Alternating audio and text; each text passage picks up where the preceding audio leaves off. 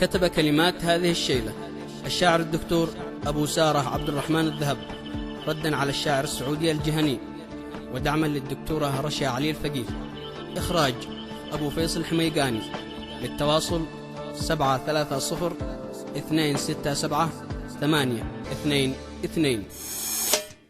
يقول أبو سارة اليماني مكرم خامد ذهب من مصدر العز مكتوم، واحنا في الفتنة مراتب جهنم وحدنا في صف الأجواد محزوم. رجالنا جلاية الهم والغم، لنا أموال الأرض تقعد بلا نوم. كلفني الجهني وخلاني يهتم، برد له في الصاعين ملزوم. يقول أبو سارة اليماني مكرم خامد ذهب من مصدر العز مكتوم، واحنا في الفتنة مراتب جهنم وحدنا في صف الأجواد محزوم. ما ظني هذا الشخص بالشعر يفهم، لكن قليل العقل ما يهمه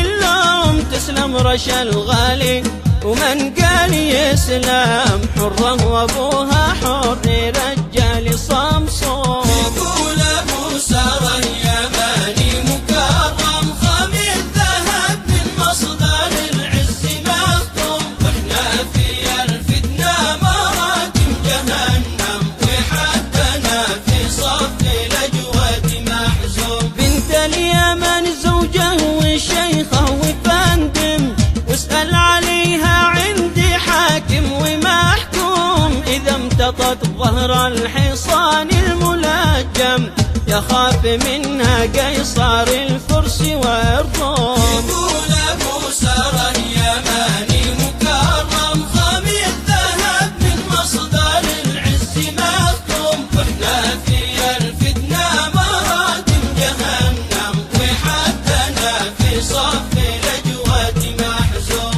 بنت اليمن من طيب ابوها تعلم، لا يقع عليه الشعر والمدح يقوم. واللهم من يعشق دروبه تلوم، يا رب جملنا واجرنا من اللوم. يقول أبو سارة اليماني مكرم خامد ذهب من مصدر العز مكتوم، واحنا في الفتنة مراتب جهنم وحدنا في صف الأجواد محزوم. قال الذهب بر في جوابه وختم، أظن ما قلته من الهرج مفهوم. ومن سمع ما قلت صلى وسلم، على النبي صلوا في الليل واليوم. يقول أبو سارة اليماني مكرم خامد ذهب من مصدر العز